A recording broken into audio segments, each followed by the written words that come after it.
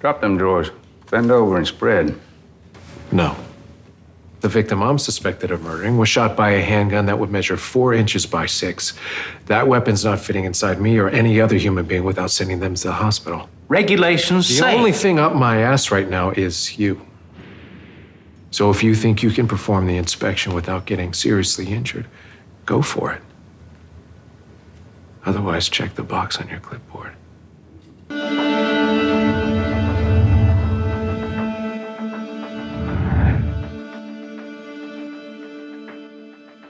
In the middle of the night, a man desperately runs away from a mysterious attacker, carrying a weapon. The victim is quickly gunned down, and to clear his tracks, the killer mangles the corpse until it's unidentifiable. The next morning, Jack Reacher, a former military policeman, arrives in Margrave, Georgia, and walks into a diner. But before he can eat a single bite, he is arrested by the police and charged with murder. The situation is then explained to him by Oscar Finlay, the chief detective, and Reacher denies that he had any involvement with the murder. Afterwards, Finlay drives off to confront another suspect named Hubble. While being interrogated, Hubble breaks down and supposedly confesses to being the killer, but he was at a party during the time of the murder. Reacher and Hubble are still kept together in prison for the meantime, but are soon jumped by some other prisoners in the shower room. What results in a horrific bloodbath, where Reacher severely injures several inmates. The day after, they're both released from prison. While trying to get a shave, Reacher is approached by a young man named KJ, the son of the local business leader, Kleiner Sr. He threatens Reacher and says that he doesn't trust him. When another victim is then killed, Reacher recognizes the body as his brother Joe and swears revenge on the killer. Reluctantly, Finlay aids Reacher in his mission and drives him over to Hubble's house to investigate, along with fellow officer Roscoe Conklin. There, they meet Hubble's wife Charlie and ask her about a piece of paper with Hubble's phone number on it, found within Joe's shoe. But she tells them that she doesn't know a thing. The next morning, another murder is discovered, with the newest victim being the chief of police, who has been nailed against a wall. Not only that, but his balls have also been torn off. Knowing that Hubble went MIA last night, Reacher assumes that he's been murdered as well, and his family is put into unofficial FBI custody by Finlay's friend, Agent Picard. Later, Grover Teal, the mayor of Margrave, appoints himself as the new chief of police.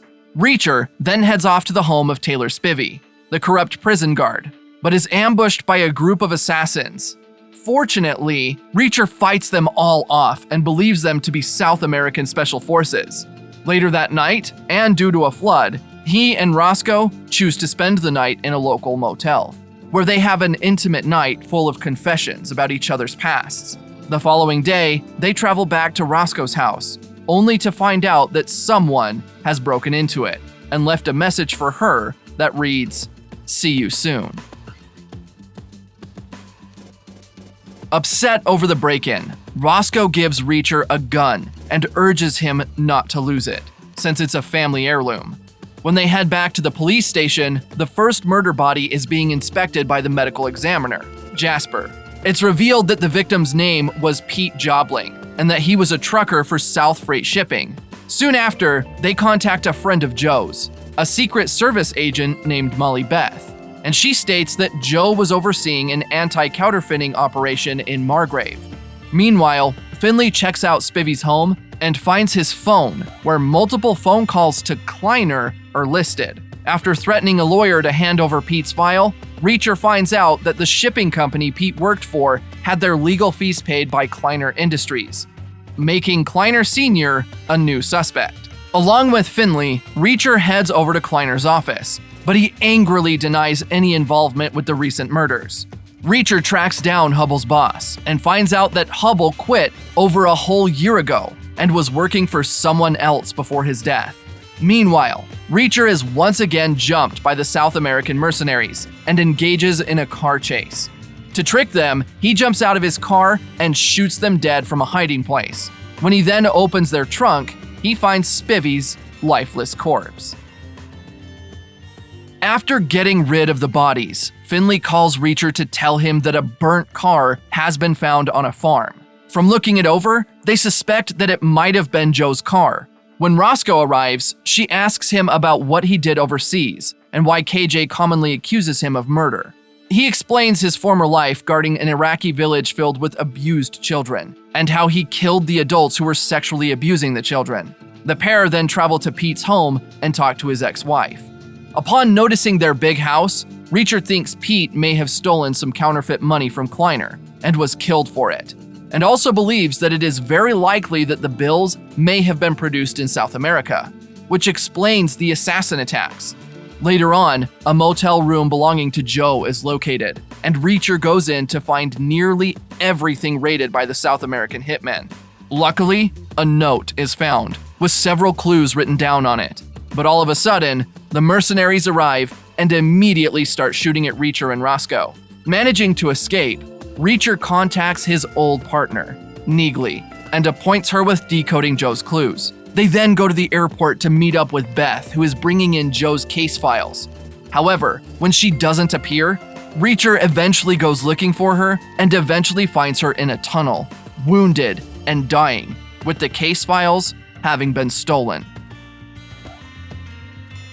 Reacher confronts KJ at a diner, and a heated argument breaks out between them. Just as Reacher starts getting violent, Kleiner has him removed from the premises. From hearing about Roscoe's father figure, Gray, and how he killed himself, Reacher points out that most men leave an item behind before committing suicide, and checks Roscoe's gun case. In it, he finds a key, and they travel to a barber shop where Gray used to visit. When they talk to the shopkeeper, Mr. Mosley, he tells them that he was paid to keep some files secret and that he keeps them within his basement. Through the files, it's revealed that Kleiner has been buying the town's silence through his generous charities while running a money counterfeit operation. This brings out another revelation. Gray was probably murdered. At the morgue, Roscoe overlooks Gray's files and realizes that he might have died from head trauma. Jasper then finds bits of diamond from zooming in on pictures, meaning that Teal could have hit Gray on the head with his cane and had it out for him, and thus killed him. Full of rage, Roscoe goes to the station to confront him, but Finlay escorts her out.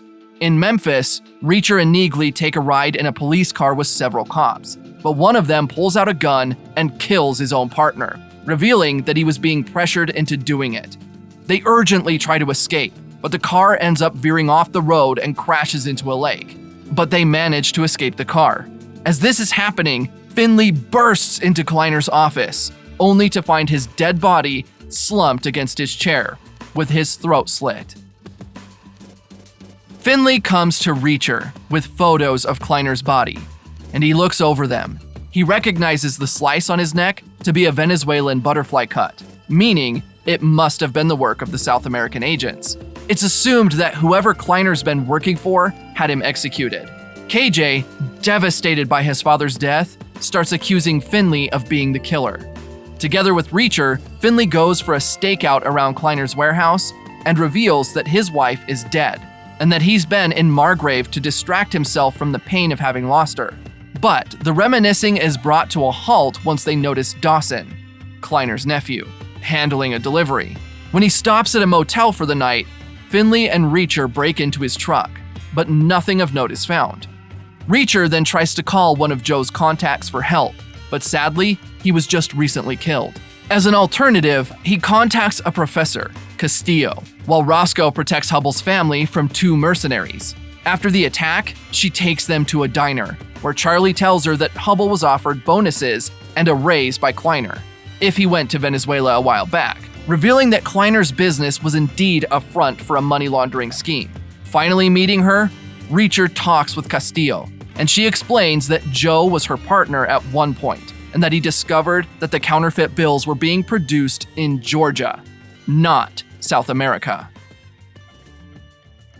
After the murder of Officer Stevenson and his wife, Reacher and Finlay are brought to their home and witness their dead bodies tied to a chair. Teal, supposedly disappointed in Roscoe's lack of progress, fires her. That night, Reacher sets up a trap at Hubble's home for the mercenaries, with Dawson being one of them. During the fighting, Dawson knocks him out with a crowbar and throws him into the pool. But before he can drown Reacher, Dawson is overpowered and killed by him. With all the evidence gathered, Reacher realizes that the counterfeit money Kleiner was producing was being made from real low-value dollars that had been bleached. And through Hubbell's financial knowledge, they were able to pass them off as real $100 bills by re-inking them. Meanwhile, a group of mercenaries arrive outside of Finlay's motel room, but he's able to escape and meets Reacher at Pete's house. But they find out that the house has been burnt down. They then decide to go to the house of Pete's parents next and find a box full of $100 bills inside their garage. Reacher tells Finlay he'll meet up with him later and calls up Neagley, who tells him that the Viking may have been an FBI agent who died years ago, but that his partner may still be alive. Telling Reacher that the Viking's partner is an agent called Picard, the same name Finlay assigned to protect Hubbell's family. Just as Reacher hangs up with Neagley and meets up with Finlay, he opens the door to see KJ, Teal, and Picard pointing a gun at him. Picard and Teal then admit to being in on the money counterfeiting scheme, while KJ lets it out that he's responsible for most of the murders, including his father's. As it turns out, Hubbell is still alive, and Reacher is ordered to find him, all while being watched over by Picard. Reacher supposes that Hubbell is currently hiding in Augusta. While traveling to Hubbell, Reacher shoots Picard down during a ruse. Now free, he travels to Augusta on his own and convinces Hubbell to go back with him, with Hubbell explaining that he, Pete, and Joe were working together to expose the Kleiners' illegal operations. Meanwhile, Finlay is held hostage by Officer Baker back at the police station, but Reacher crushes him by driving his truck into the building. When Neagley then arrives, they launch an attack on the warehouse by igniting a fire that burns up the counterfeit money and shooting Kleiner's henchmen, allowing Hubbell to go in and save his wife and kids. With everything coming full circle, finally kills Picard by backing him into a stamping machine, while Roscoe shoots Teal multiple times in the head, and Reacher tosses KJ into the burning flames. Amid their victory, Reacher is told that he needs to stay around for the inevitable questioning, but he dismisses that. He is a drifter who must keep moving on. He never stays in the same place for long. Finlay decides to leave too, as he's quitting the police force for good. Before he leaves, Reacher stops by the location of Joe's death and buries the French war medal their mother gave him. All my life I've been a traveling man. All my life I've been a traveling man. Staying alone and doing the best I can.